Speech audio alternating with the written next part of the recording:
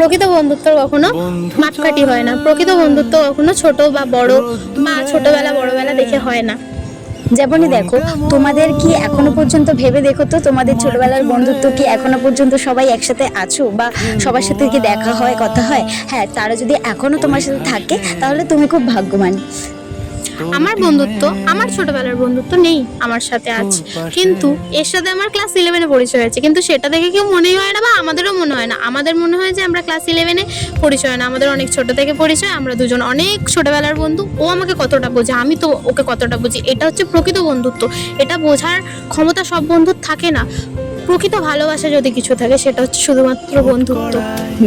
আর যেই বন্ধুত্বরা মানে যারা ছেড়ে গেছে, যে সমস্ত বন্ধুত্বে মানে বন্ধু, তারা কোনোদিন তারা প্রকৃত বন্ধুই ছিল না। বন্ধুই ছিল না। হ্যাঁ, তারা বন্ধুর নামে কলঙ্ক, তাদেরকে বন্ধু নামটাই দেওয়া যায় না। যারা তোমাদের এরকম বন্ধু আছে, যাদেরকে তোমরা এরকম মনে করো, তাদেরকে কিন্তু ট্যাগ করো। যাদেরকে খুব অল্প দিনেই নিজের খুব ভালো বন্ধু মানে মনে করো এবং ফিল করো যে না, সে প্রকৃত, সে আর তোমায়, সে সারা জীবন থেকে যাবে। তো তাদেরকে ট্যাগ করো। আর সমস্ত বন্ধুত্ব এরম ভাবেই সারা জীবন বেঁচে থাকুক, এটাই চাই। আর কিছু বলার নেই, বন্ধুত্ব এরকমই হওয়া উচিত। তোর কাঁধে গল্পেরা